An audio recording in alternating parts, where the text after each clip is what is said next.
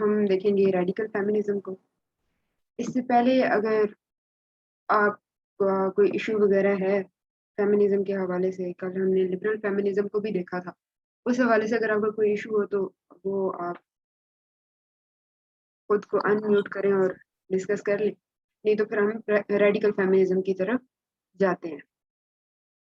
Radical feminism کو جب ہم اس ٹرم کو دیکھتے ہیں تو ہمارے ذہن میں ریڈیکل سے آتا ہے کہ شاید کوئی بہت خون خرابہ ہوا ہوگا اور ان کی کوئی بہت ہی مطلب جو ان کی ڈیمانڈس ہوں گی بہت ریڈیکل ہوگی، سوسائٹی کو بالکل ہلا کے رکھ دیا ہوگا انہوں نے.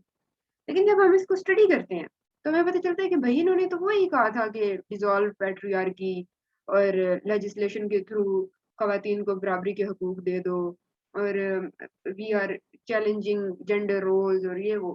تو ایسی کون سی اس میں کہانی آ گئی کہ اس کو ریڈیکل فیمنزم کا نام دے دیا گیا.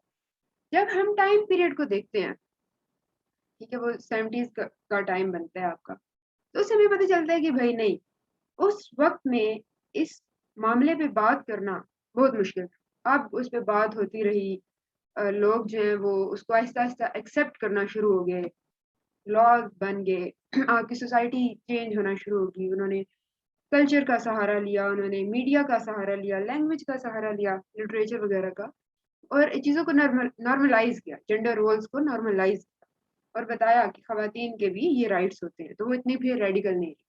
ٹھیک ہے.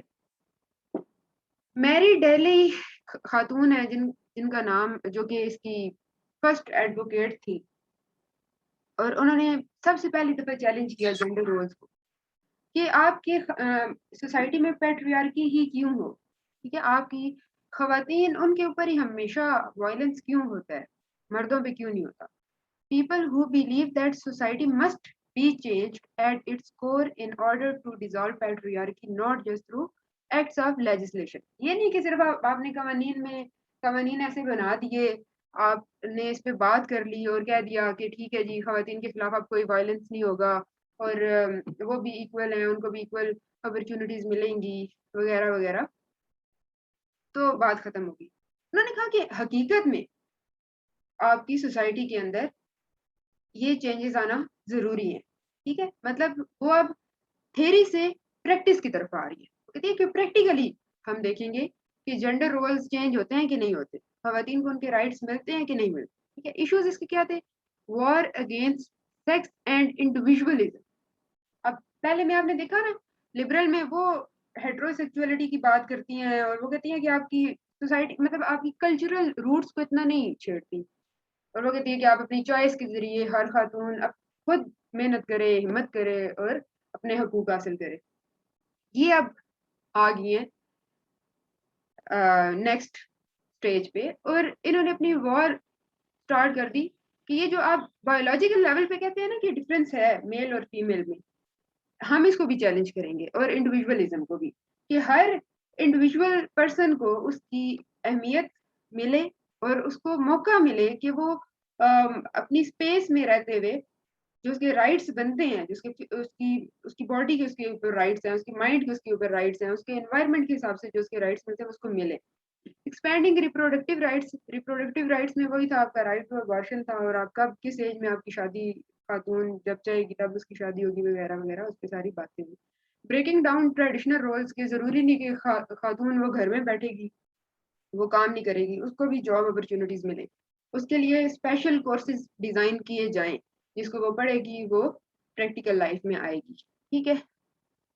There are however some differing views on this, with the pro-woman position being that women are superior to men in certain ways, such as that they are caring, creative and sensitive. اب اس کا comparison آپ کرتے گئے نا liberal feminism سے، تو آپ کو ذرا آسانی ہوگی سمجھنے میں. انہوں نے کوئی چیلنج نہیں کیا مین کی پوزیشن کو، انہوں نے ایکسکلوڈ نہیں کیا مین کو اپنے دائرہ کار میں سے. یہ جو خواتین ہیں نا، یہ ریڈیکل یہاں سے ثابت ہوتی ہیں کہ انہوں نے کہا کہ مرد سپیریئر نہیں ہے، خواتین سپیریئر ہے، کیونکہ وہ کیئرنگ ہے، وہ کریٹیو ہیں، وہ سینسیٹیو ہیں.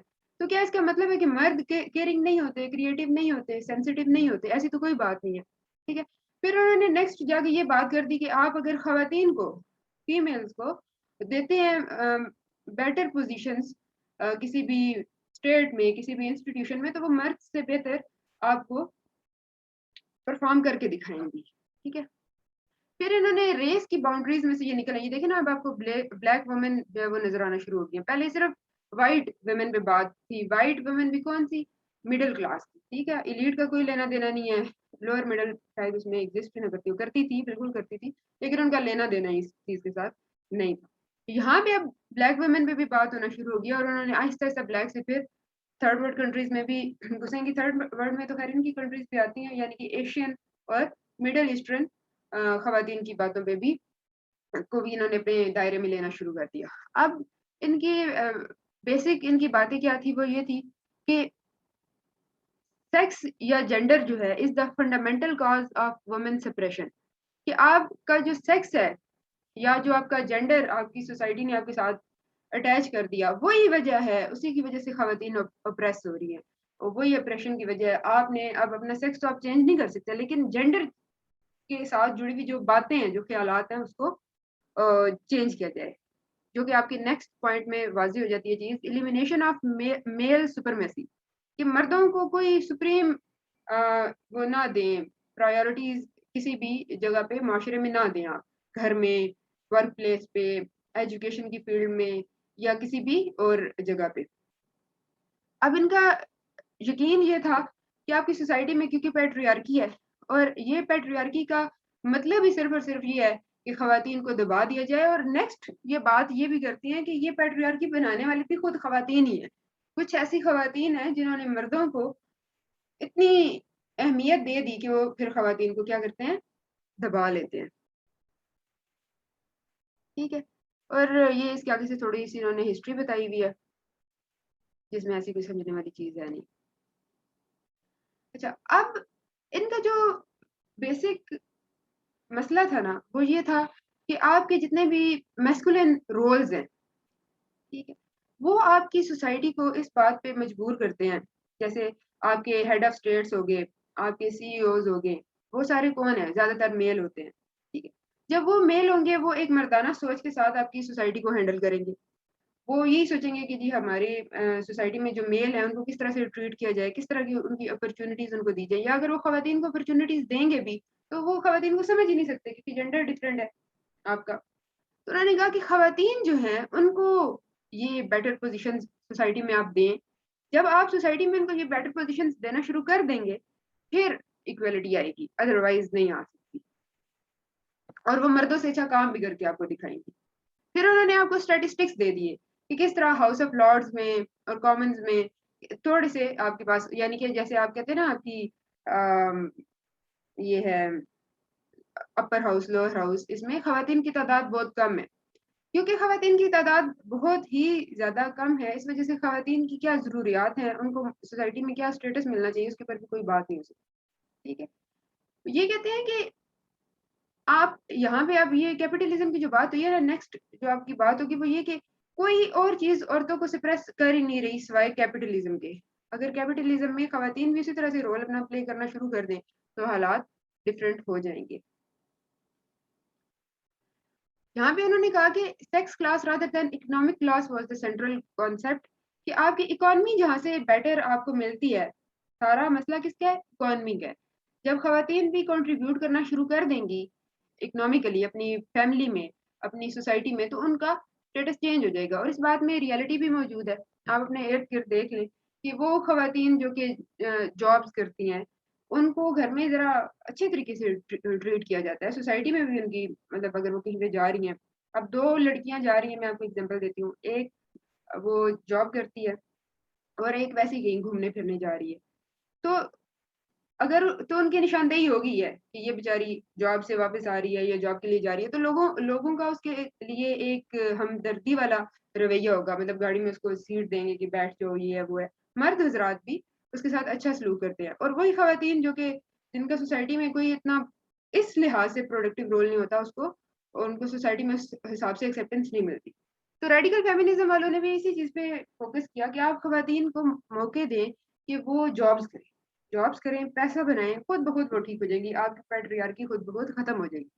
اس میں بھی انہوں نے کیا کہا, ایک پوائنٹ جو بہت امپورٹنٹ ہے, جو کہ آپ کو شاید کسی اور بک میں نہ ملے, वो ये कि उन्होंने इसमें मर्दों को इतना कसूरवार नहीं ठहराया, खवातीन को ही ठहराया कि खवातीन ने अपने सुकून के लिए, अपनी मतलब कंफर्ट है ना, घर में बैठो, मर्द बाहर से कमा के लाएं, फिर ज़ाहिर है उनकी हुकूमत भी होगी, उनकी बात भी माननी पड़ेगी। उन्होंने कहा कि ऐसी जो खवातीन हैं उनको उनकी निशानदेही करें, उनको आइडेंटिफ़ाई करें और उसके बाद उनको रियलिटी बताएँ कि हकीकत में मसला कहाँ पे आ रहा है, ठीक है? जितनी भी ब्लैक फेमिनिस्ट थी और वुमेन ऑफ अदर कलर में एशियंस वगैरह सारी आ जाती, उन सब ने इसको सपोर्ट किया। क्योंकि ये पहली दफ़ा एक ऐसी चीज़ आई थी, जो कि सिर्फ़ एक रेस के लिए नहीं थी। इससे पहले अगर राइट्स की बात हो रही थी ना, तो वो सिर्फ़ व्हाइट वुमेन की राइट्स की बात थी और वो जो सारी स्ट्रगल थी, उसमें भी उनके जो मेल थे, वो उनका साथ दे रहे थे। ये नहीं कि सिर्फ़ चंद खवातीन उठ के ये सारा काम कर रही थी। लेकिन वो व्हाइट अपनी उस क्लास से बाहर आ ही नहीं रहे थे, अपनी रेस से बाहर आ ही नहीं रहे थे। इसमें उन्होंने बाकी रेसेस को भी शामिल कर लिया। सीआर ग्रुप आपका कॉन्शियसनेस को क्रिएट करने वाला ग्रुप है, ठीक है? उसको ये उसके डिफरेंट सेशंस बनाए गए और डिफरेंट जगहों पे उनको इकट्ठा किया गया और ये ज़ोर दिया गया कि लोगों के अंदर ये सोच पैदा करो कि ज़्यादा से ज़्यादा आप इस चीज़ पे बात करें कि प्रोस्टिट्यूशन वो क्यों हो रही है सोसाइटी में? वो फोर्स्ड है, पिम्प ह्यूमन ट्रैफिकिंग है। तो इसकी वजूहत क्या है? इकोनॉमी है और इसके पीछे कौन है? अगर मर्द हज़रात भी हैं, तो उनको आइडेंटिफ़ाई कर लो। इंडिपेंडेंट डिसीजन है, ड्रग एडिक्ट है, पास्ट ट्रॉमा है। वो कहती है कि प्रोस्टिट्यूशन में ये सारी इन सारी चीज़ों को आप लेके चलें। यहाँ से हमें पता चलता है कि उनकी एक बैलेंस्ड अप्रोच है। वो किसी एक इंसान को या एक एक हिस्से को, एक ग्रुप ऑफ पीपल को टारगेट नहीं कर रही। ये ठीक है कि मर्द खवातीन से प्रोस्टिट्यूशन करवाते हैं, वो इसमें ये सारी बातें लेके आ रही है कि उनका कोई पास्ट ट्रॉमा हो सकता है, उनकी ड्रग एडिक्शन हो सकती है, उनका इंडिपेंडेंट डिसीजन हो सकता है, उनको पसंद हो सकती है, ठीक है? और फोर्स भी हो सकती है। पोर्नोग्राफी पे वो कहती हैं कि साइकोलॉजिकल, फिजिकल, इकोनॉमिक इसके इश्यूज हो सकते हैं। इसी तरह पोर्नोग्राफी और रेप के साथ जुड़ी हुई चीज़ें होती हैं कि आपकी सोसाइटी में इतने बुरे हालात आपके होते हैं लोगों के साथ कि फिर वो किसी और फील्ड में एक्सेप्टेबल ही नहीं होते। एक मूवी भी है इस पे, पता नहीं उसका क्या नाम है, आप में से काफ़ी ज़्यादा लोगों ने देखा होगा कि वो लड़की 8 साल की उम्र में उसका रेप हो जाता है, 12 साल की उम्र में फिर उसका रेप होता है। तो उसके पास और कोई चॉइस ही नहीं रहती एट द एंड कि वो प्रोस्टिट्यूट बन जाए, ठीक है? तो आपकी चॉइसेस खत्म हो जाती है आपकी सोसाइटी में। तो पोर्नोग्राफी भी इसी में फिर आ गई। हेटेरोसेक्सुअलिटी पे उनकी क्या व्यूज़ थे? वो कहती थी कि ये ज़रूरी नहीं है कि आपका डिफरेंट सेक्स की तरफ ही वो हो, रुझान हो, ठीक है? आप रेडिकल लेस्बियन इसमें कि ठीक है, सेम सेक्स में जो करना है करो, कोई ऐसा इसमें इश्यू नहीं है, ठीक? इसको आप बाकी थोड़ा-सा खुद करना, ये हो जाएगा। बल्कि मेरा तो यही आपको वो है अ,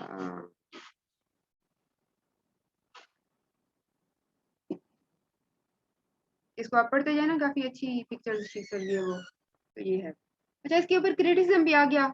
सबसे पहला इसके ऊपर क्रिटिसिज्म ये था कि ये सेक्स बेस्ड डिस्क्रिमिनेशन है, मर्दों के खिलाफ, ठीक-ठाक ये बोली हैं। और दूसरा एपॉलिटिकल था, ठीक है? दूसरा आप उसमें देखते हैं ना कि आपकी स्ट्रगल या तो पॉलिटिकल होनी चाहिए, पॉलिटिकल आपकी जितनी भी स्ट्रगल्स होंगी वो उसका रिज़ल्ट और तरह से आता है। इसका ऐसा नहीं था। इन्होंने फ़ोकस किया अ, मिडल क्लास पे, व्हाइट वुमेन पे और ब्लैक वुमेन पे भी। तो ये इसका क्रिटिसिज्म तो नहीं बनता, पता नहीं इसको क्रिटिसिज्म क्यों लिखा हुआ है। आज मेरा फ़ोकस इसके ऊपर पता नहीं क्यों नहीं बन रहा। बहरहाल फिर आपके पास आ जाता है कि मार्क्सिस्ट, सोशलिस्ट और मटेरियलिस्ट फेमिनिज्म। इसमें एक ही बात थी कि ज़्यादा से ज़्यादा औरतें जो हैं वो जॉब्स करें, खुद कमाएँ, तो उनके मसले हल हो जाएँगे। ठीक है? ये मैं आपके साथ शेयर करती हूँ, इसको खुद ही पढ़ें और अगर इसमें फिर आपके साथ कोई इश्यू आता है, तो वो फिर आप मेरे साथ डिस्कस कर लें। ये पढ़ लें आप इसको। मैं आपको वो जो 3 वेव्स हैं फेमिनिज़्म की, वो पढ़ाती हूँ फिर बाद में और हम इसको फिर डिस्कस कर लेंगे।